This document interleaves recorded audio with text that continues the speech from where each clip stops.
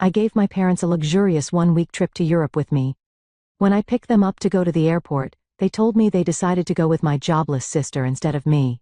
My mother smiled. Your sister needed some rest, so we decided to take her.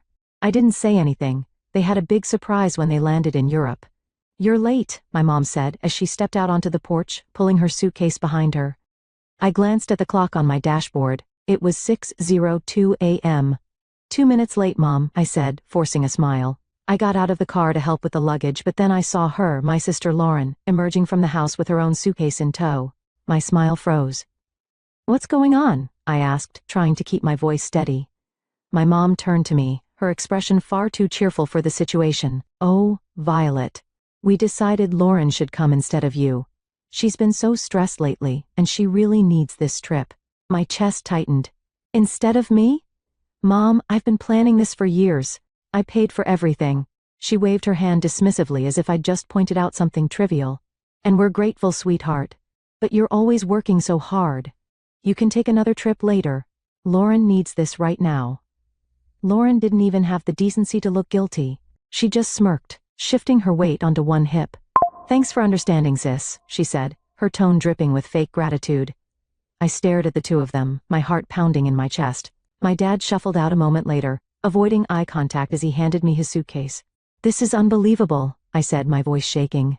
This was supposed to be our trip, something for me to share with you. Well, it still is, my mom said with a smile. Just with Lauren instead. Don't make this a big deal, Violet. Your sister really needs a break. My name is Violet, and for the past 2 years, I've been working overtime, saving every spare penny to give my parents a trip they'd never forget. Flights, luxury hotels, guided tours, I planned every detail down to the last dinner reservation. But as I stood there in my parents' driveway, watching my sister get into the back seat of my car, I realized something I'd been avoiding for years. It didn't matter how much effort I put in their eyes, Lauren would always come first.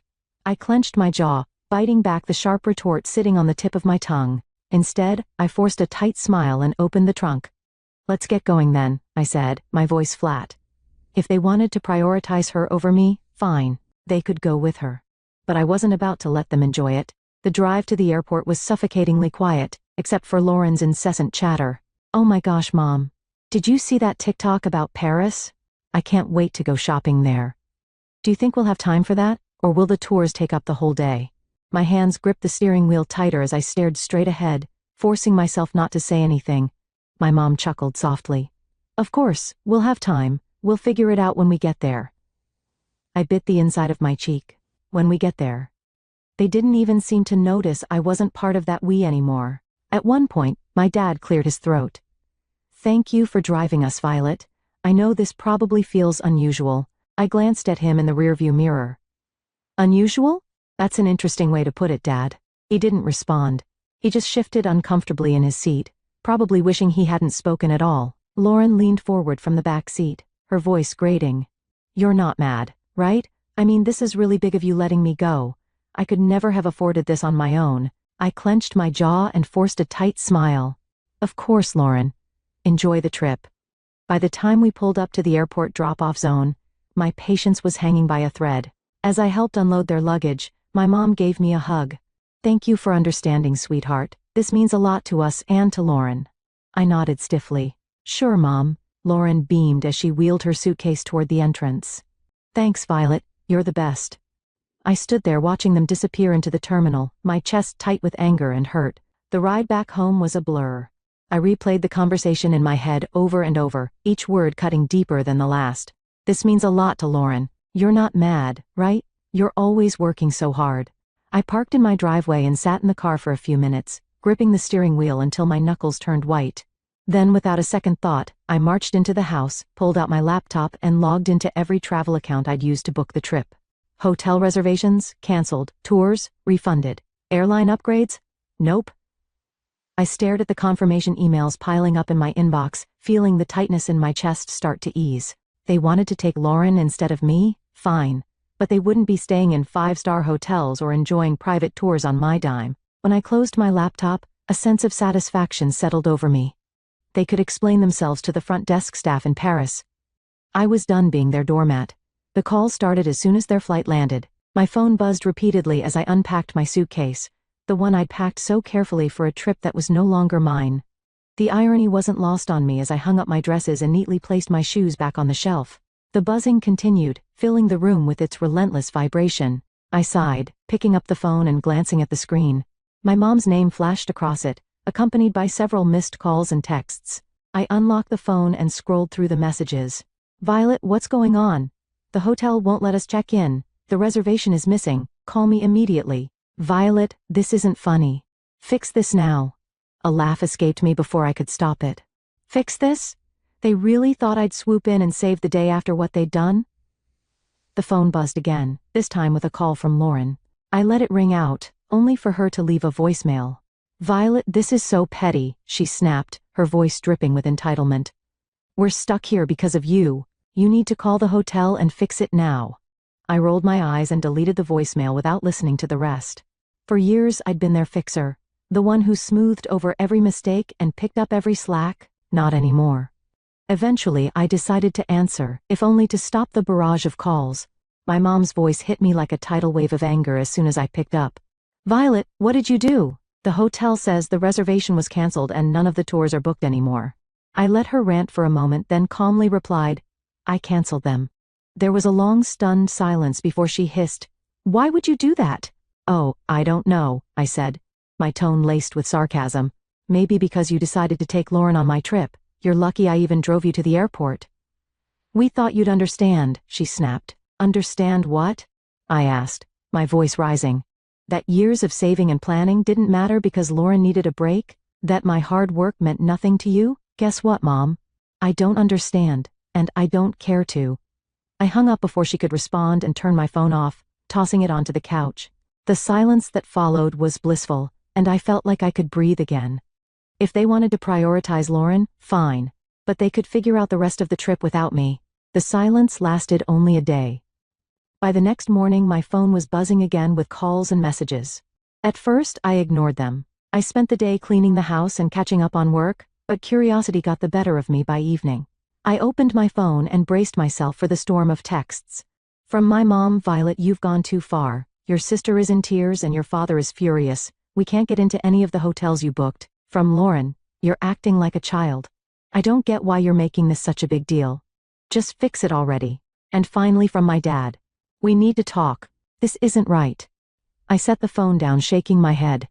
For years, I'd been the one to fix things, to make sure everyone was comfortable and happy. Now that I'd taken a step back, they didn't know how to handle it. I poured myself a cup of tea and sat down at the kitchen table, letting the anger simmer. How dare they expect me to clean up their mess? How dare they act like I was the one in the wrong? The next call came minutes later, and this time I answered, "Violet." My mom barked before I could say a word. "This isn't funny anymore. We're stranded. Do you have any idea how embarrassing this is?" I took a slow sip of my tea. "Embarrassing? You think this is embarrassing?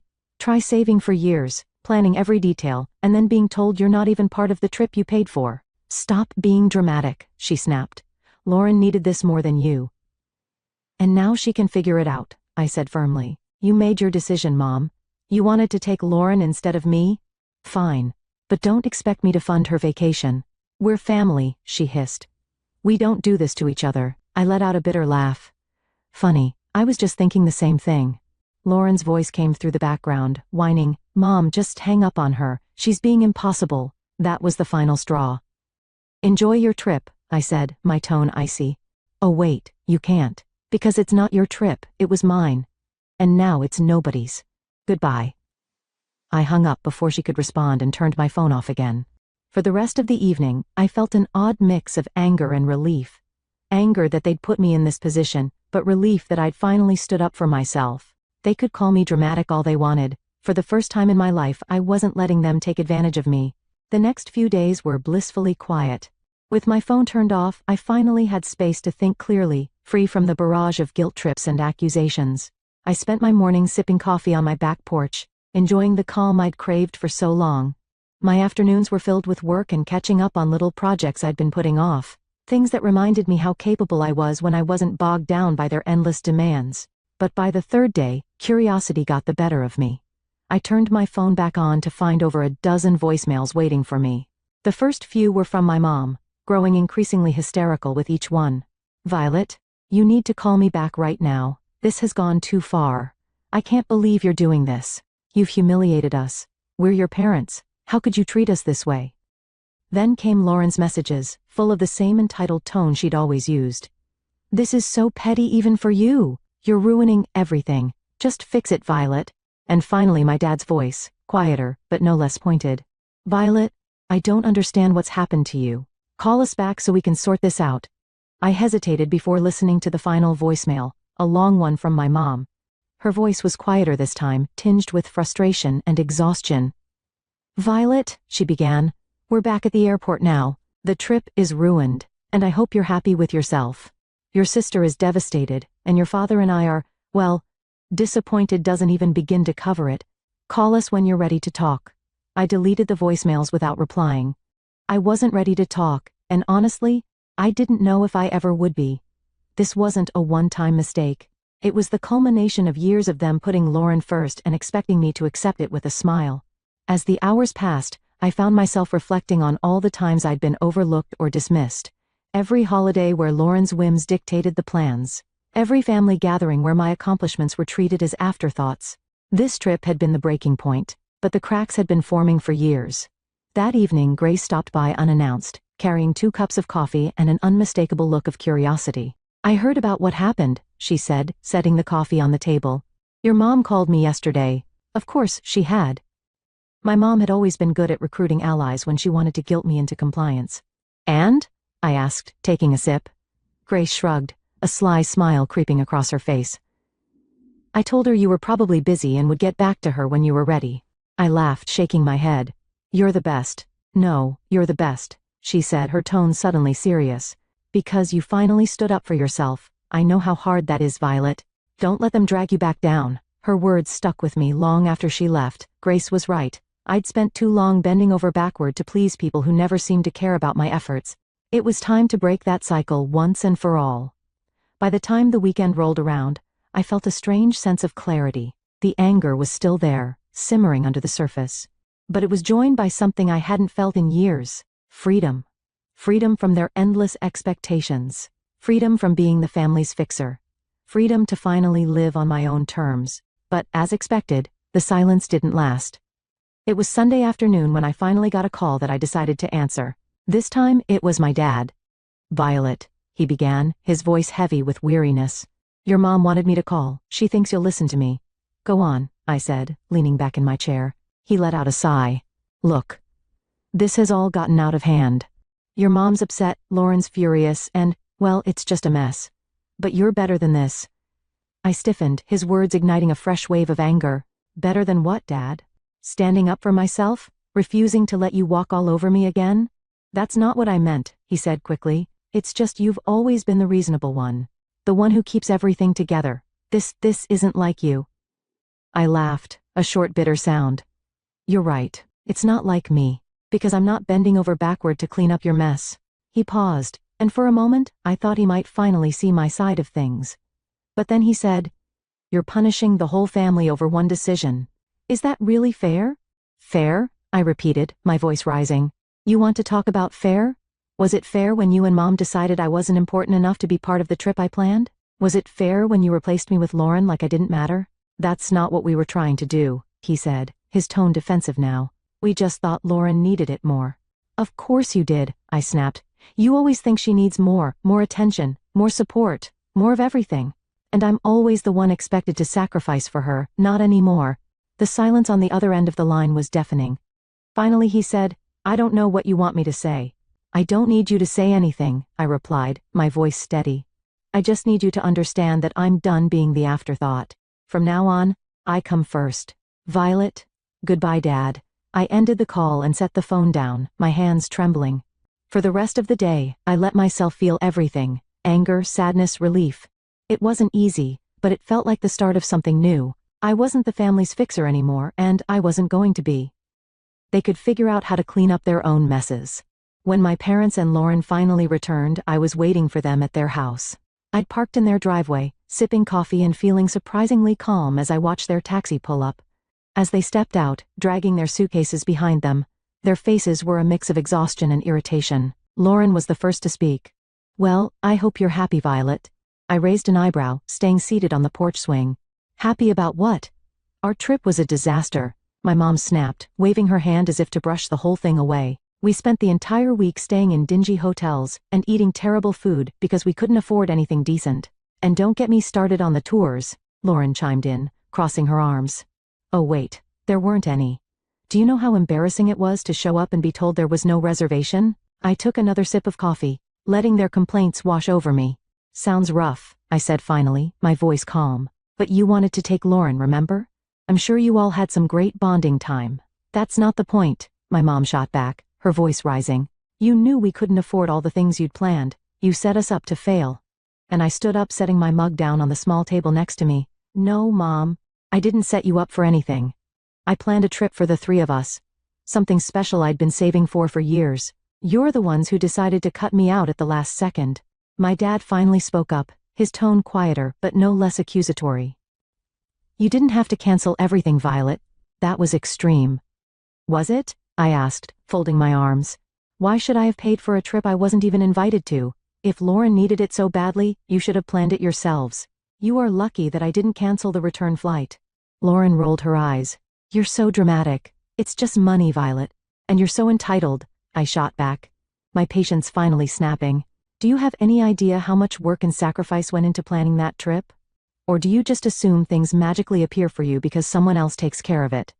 They stood there, stunned into silence for a moment. I've spent years being the responsible one, I continued, my voice steady but firm. The one who fixes things, plans things, makes sure everything runs smoothly. And you've spent just as long taking it all for granted. That's not fair, my mom started, but I held up a hand to stop her. No, Mom. What's not fair is how you treated me. You chose Lauren over me like always, so I chose to stop being your doormat. You didn't want me on the trip? Fine. But you don't get to enjoy the benefits of my hard work without me. I grabbed my bag from the porch swing and turned to leave. I'm glad you're back safely, but don't expect things to go back to the way they were. I'm done. As I walked to my car, I heard them calling after me, their voices a mix of anger and guilt, but I didn't look back. The drive home from my parents' house felt strangely peaceful. For years, every visit had left me emotionally drained. But this time, I felt lighter. I'd finally said everything I'd been holding in. And for once, I wasn't worried about their reaction. When I got back to my house, I made a cup of tea and sat on the couch, replaying the confrontation in my head. They'd been so sure I'd fold, that I'd give in like always.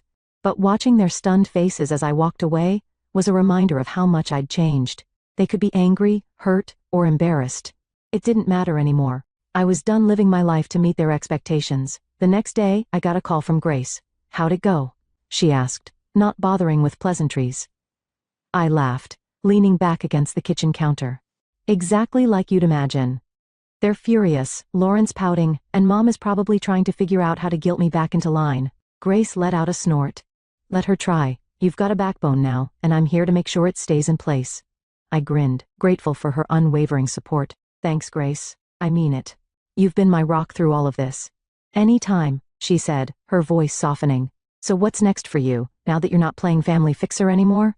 That question had been circling in my mind since the confrontation. What was next?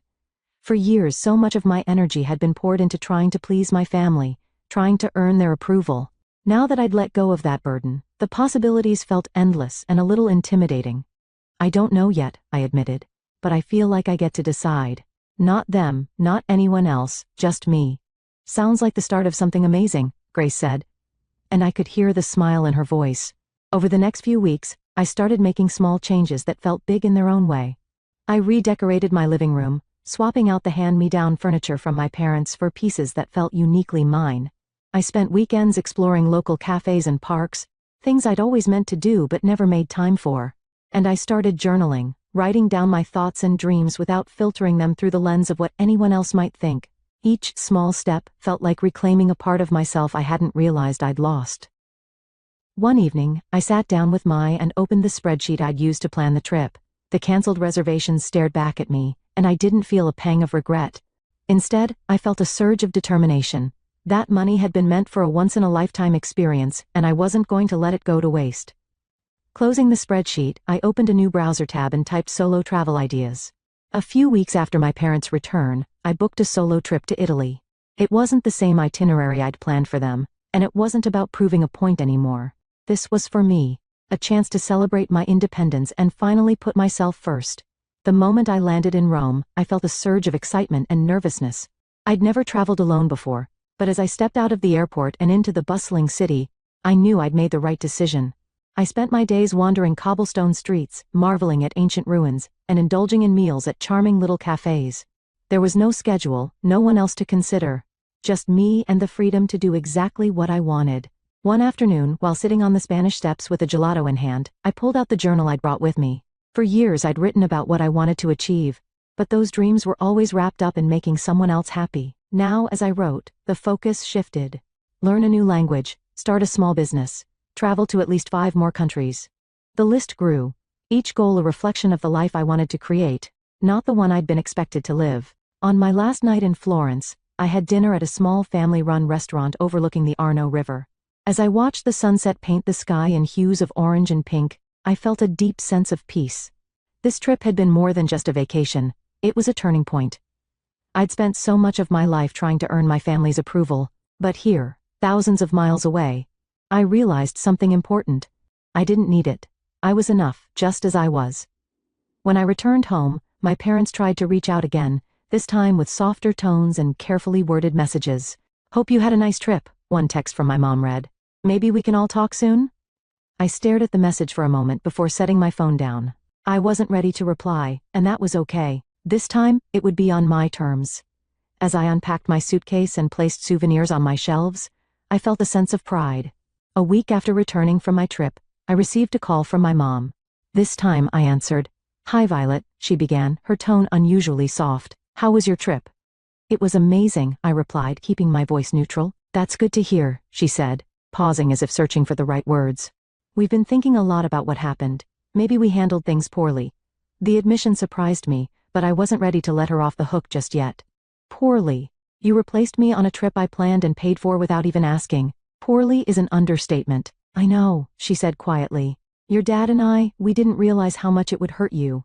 "And Lauren?" I asked. "Does she feel bad too, or is she still blaming me for ruining her vacation?" "She's upset," my mom admitted, "but I think she knows she could have handled things better." I sighed, leaning against the counter. "Mom, this wasn't just about the trip, it's about years of putting her first and expecting me to pick up the slack. I'm not doing it anymore." "I understand," she said after a moment. "We're going to try to do better. We don't want to lose you." Her words tugged at something deep inside me, but I'd learned enough not to let guilt dictate my choices. "I'm glad to hear that," I said.